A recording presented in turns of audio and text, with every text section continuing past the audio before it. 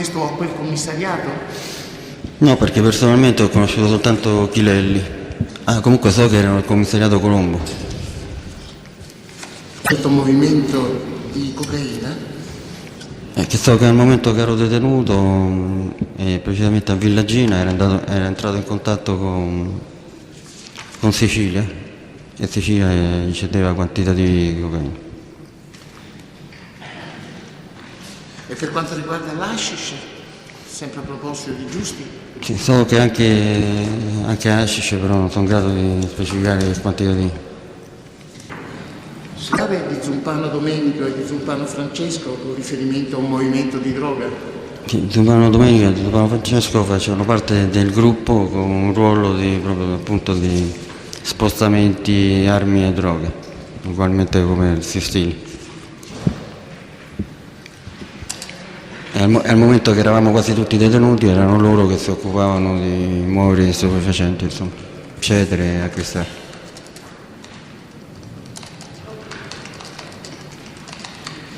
Perché fu ucciso De Angelis Angelo? De Angeli, quando io uscì dal carcere già c'era un progetto di eliminarlo, perché noi eravamo molto occupati sulla vendetta di Giuseppucci con i proiettili, e una volta che arrivava un quantitativo ne toglieva una parte per lui e aggiungeva del mischio, delle sostanze misiane. Un paio di volte insomma ho cercato di salvarlo, anche perché io conoscevo la famiglia e tutto, però ho cercato anche di farglielo capire dicendogli che noi avevamo un chimico e ultimamente ci risultava mischiata questa droga. Non l'ha capito, non ho potuto fare altro che abbiamo proceduto all'eliminazione. E le armi sequestrate al Ministero della Sanità erano tutte quelle che voi avevate nella disponibilità o qualche arma non fu trovata dalla polizia? No, a parte che avevamo altri depositi appunto, perché se venisse scoperto uno per non rimanere senza... Ci dica perché sei pentito? Beh, io sono stato 5 anni ricercato in Venezuela. Praticamente ho aspettato che si facessero vivere gli ex compagni, che però non se ne sono fatti via. A quel punto non mi è interessato niente finché al momento dell'arresto, che sarebbe stato un loro dovere, come io ho aiutato loro quando erano detenuti, l'arresto riguardava anche loro, mi hanno lasciato abbandonato dentro le carceri. Comunque non avevo ancora manifestato motivi di pentimento, se non che una settimana prima dell'estradizione sono stato raggiunto dall'avvocato Mele, che io non conoscevo. Ho detto, scusate il termine, ha detto proprio, io sono uno dei pochi non sputtanati. A quel punto ho capito che oltre ad abbandonarmi avevano perso anche la fiducia in me, perché l'avvocato, che gli erano stati dati 50 milioni, di quali... Ma lasciamo stare questo fatto, a me interessa il momento psicologico. Il momento psicologico, quando ho visto che già dubitavano il mio pentimento, cosa che non era assolutamente... Dopo 5 anni di menefreghismo, di abbandono, ho capito che non avevo più gente, non è stata neanche una vendetta, ho capito che non avevo più gente al lato, dunque non ho difficoltà ora a parlare di queste persone, non provo più niente nei loro confronti. Ma suo fratello, aveva un fratello lei? Sì, avevo anche un fratello che è stato ucciso. Quando fu ucciso suo fratello? Mi sembra nel 90 o 92, io per le date faccio un po'... Comunque ero a Caracas e non sono potuto ritornare perché ero pieno di mandati di cattura.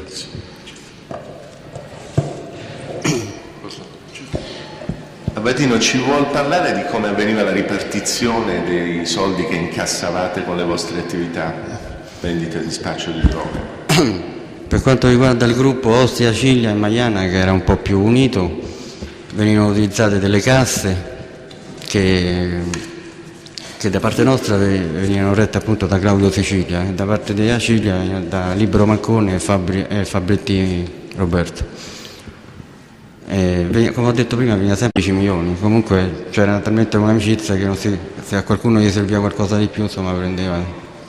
Vi erano forme di assistenza per quelli di voi che venivano arrestati? Certamente, venivano assistiti sia finanziariamente che avvocati, anche con le famiglie venivano accompagnati ai colloqui.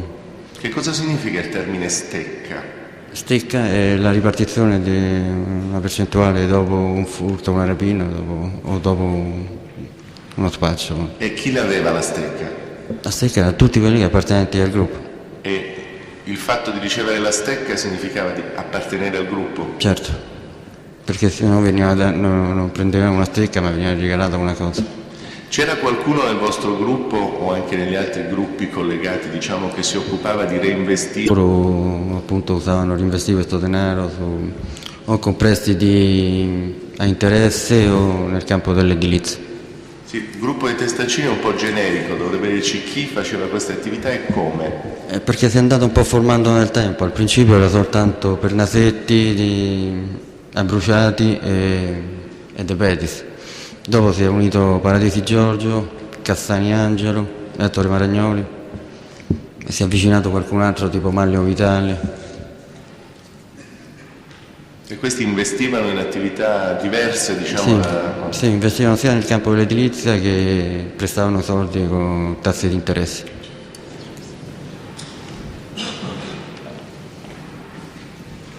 E a quanto ammontava? Ero uno, diciamo, dei maggiori esponenti come Colafigli, come Toscano, prendevamo praticamente quello che ci serviva. Sì, a quanto ammontava? Potevamo azzeccare un 15 milioni al mese circa, però avevamo necessità, per esempio, per le case che abbiamo comprato all'Axa, abbiamo preso di più. Il Mancini, per esempio, che al momento non aveva necessità, prendeva soltanto la stecca, al momento che usciva o dopo avrebbe reintegrato tutto.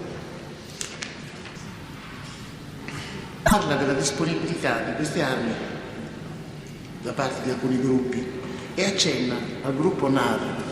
Sì. Vuole essere più preciso? Sì, perché durante la vendetta di Giuseppucci ci si era appunto avvicinati, a parte che si conosceva già anche prima con Franco Giuseppucci, perché Giuseppucci investiva i soldi di loro provenienti da rapine.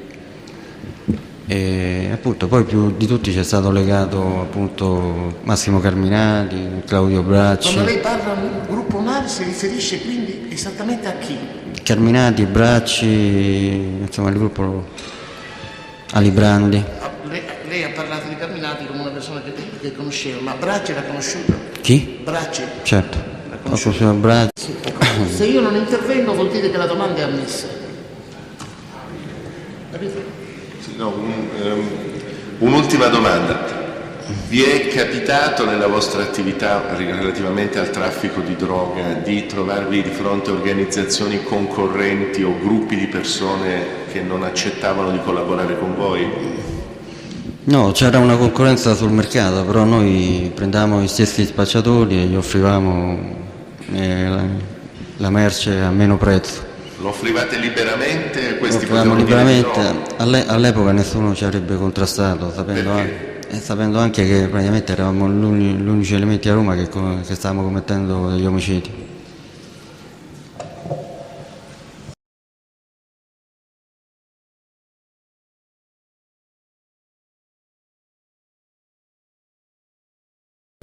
Ho già detto che al principio eravamo un gruppo di rapinatori appartenenti qualcuno alla Maiana, qualcuno al Trullo, fino al giorno che viene rubato un quantitativo di armi da una macchina a testaccio che apparteneva appunto a Giuseppucci Franco. Giuseppucci Franco fa delle indagini. Chi ruba questa macchina? Tigani, detto Paperino. Franco fa degli accertamenti e viene a sapere che queste armi le avevamo noi comuni e Franco si unisce a noi.